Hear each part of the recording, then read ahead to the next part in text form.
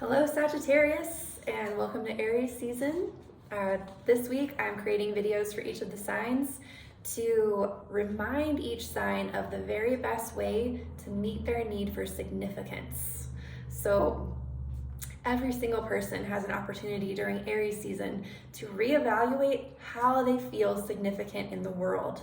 It's like this emergence of this specialness, this uniqueness, this individuated part of us that came here to be alive and be a human and be different and weird and crazy and strange and interesting and all these things. So Sagittarius, this is a perfect time for you to evaluate this need for yourself. This weekend coming up, we've got a full moon in Libra, so it's going to be helping us to balance the equation off every single year. During Aries season, we have a certain strategy for trying to meet this need for significance, and this year there's something that's going to heal around that. So I'm going to talk about that for you. Basically, there's a way that we try to meet this need that feels like getting a dopamine hit. And as you know, dopamine never lasts. It feels great, but it's always something that we need to be continuously replenishing and seeking. And that the ego tries to meet the need for significance with this kind of dopamine sort of way. But there is a more fulfilling way that's more like oxytocin for meeting the need for significance. And for you, Sagittarius, this falls on your novelty axis. This falls on your axis of creating uncertainty, of creating change, of the unknown, of seeking new experiences that you've never had before.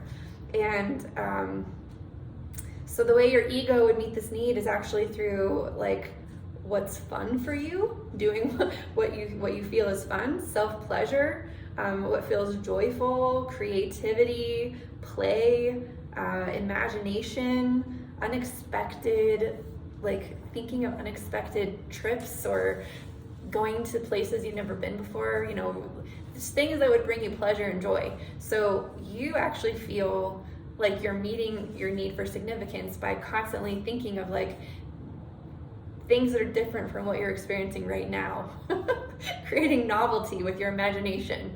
And this is just that could feel wonderful and amazing. However, and you could actually even execute these things. You could go shopping, you could buy new things. There could be this sense of your significance because you have the ability to have new apps or new clothes or something like that. Just whatever makes you happy. Try new foods or just check out this new restaurant or whatever.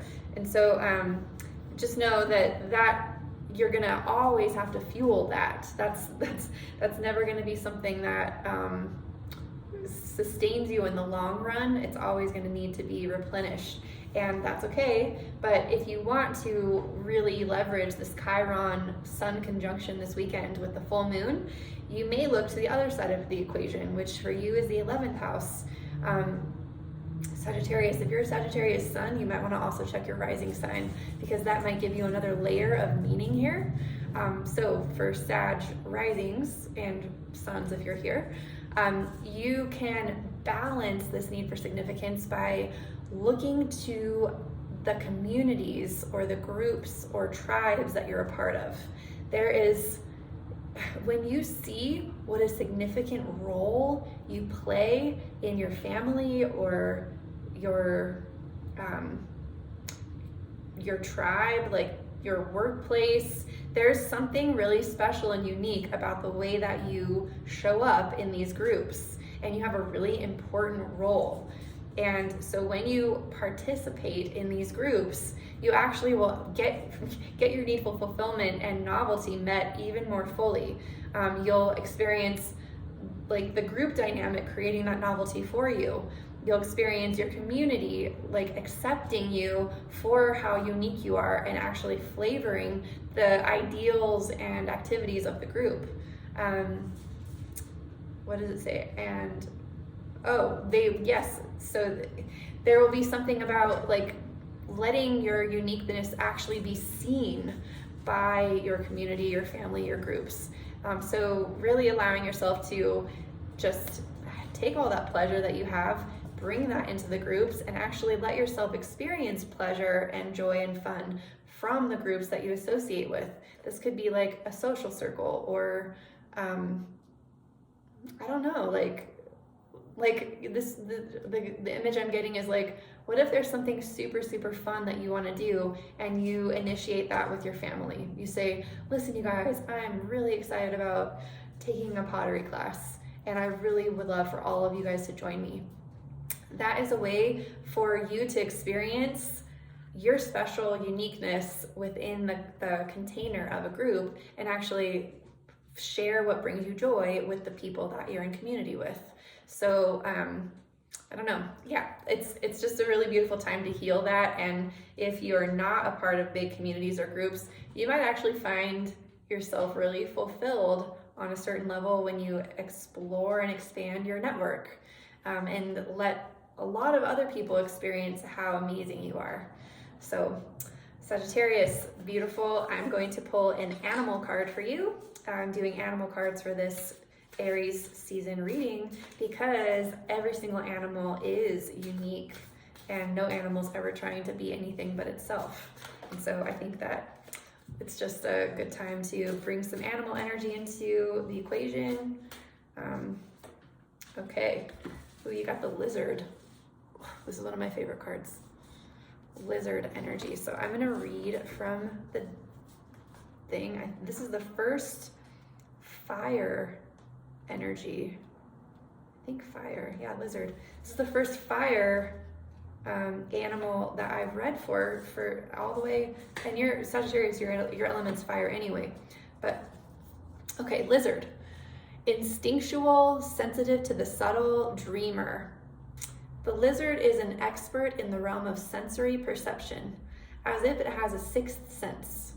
The lizard hears what is yet to be spoken and sees what is yet to manifest. Although this is an amazing gift, it can easily wear the lizard down. Big crowds, lots of travel, or overstimulation will drain a lizard of their magical essence.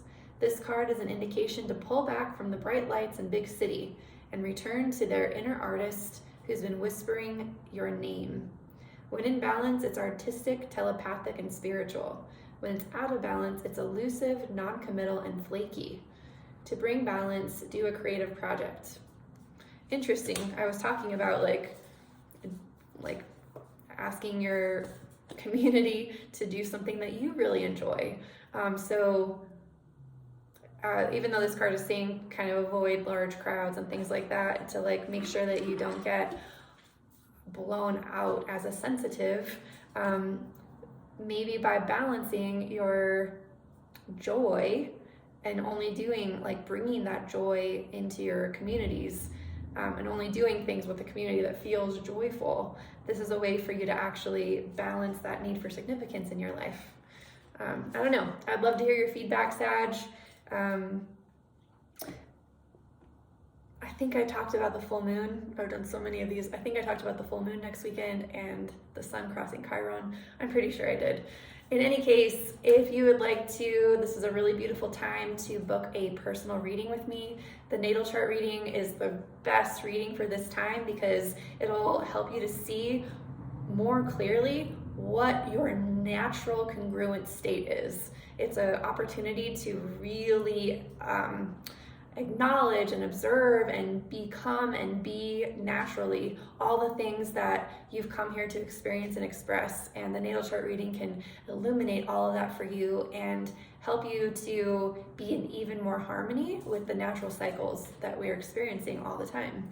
So if that's something interesting to you, there's a link in the description box. And in any case, thank you so much, Sag, for watching this video. Please like and share and subscribe with all the other Sages, and make sure to watch your rising sign if you're a Sag sun. And well, I look forward to seeing you next time. Okay, bye.